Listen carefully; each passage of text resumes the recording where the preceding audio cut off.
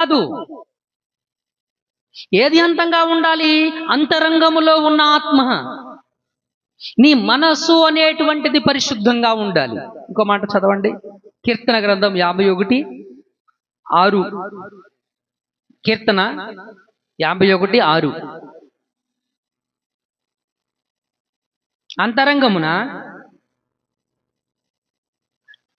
నీవు అంతరంగములో దేంట్లోనంట?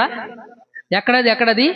అంతరంగములో సత్యమును కోరుచున్నావు, అంతర్యమున నాకు జ్ఞానము తెలియచేయుదువు. నేను పవిత్రుడగునట్లు ఇస్సోపుతో నా పాపము పరిహరించుము.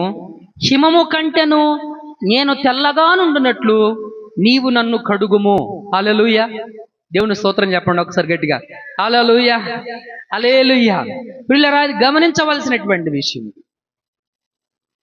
ఇక్కడ దావీదు ప్రార్థన చేస్తూ అడుగుతా ఉన్నాడు, దేవుడు దేనిని చూస్తున్నాడంట? అంతరంగములో ఏముందో చూస్తున్నాడు. ఏమన్నాడు? నా మనసులో అనేకమైన మాటలున్నాయి. ఏమన్నాయి? నా అంతరంగములో ఉన్న ఆత్మ నన్ను బలవంతం చేస్తూ ఉంది. దావీదంటా ఉంటున్నాడు, అంతరంగములో సత్యాన్ని కోరుతున్నాడు, మాటలు కాదు. ఏమది? అంతరంగంలో ఏం కోరుతున్నాడు దేవుడు? నీ హృదయంలో సత్యం ఉండాలి అని కోరుతున్నాడు దేవుడు. నీ మనసులో సత్యం ఉండాలి, అది ప్రామాణికం.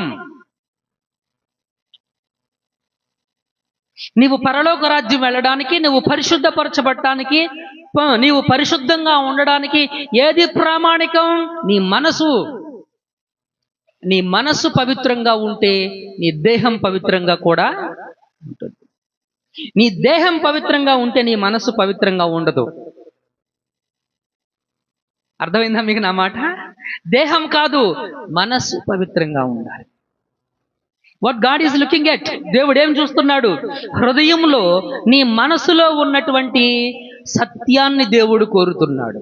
అదే ప్రార్థన చేస్తున్నాడు, ప్రభువా అంతరంగంలో సత్యాన్ని నువ్వు కోరుకుంటున్నావు కదా, ఆంతర్యంలో నీవు నాకు జ్ఞానం పుట్టిస్తావు కదా, నా ఆంతర్యాన్ని, నా మనస్సును నువ్వు హిస్సోపు కంటే తెల్లగా నన్ను కడుగు అని ప్రార్థన చేస్తున్నాడు.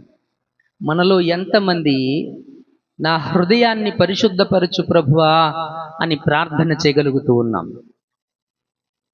ఏదో పాట ఉంటుంది, మొన్న మధ్య రీసెంట్గా వచ్చింది, దేహమందు గాయమైతే కుదుట పడును కదా.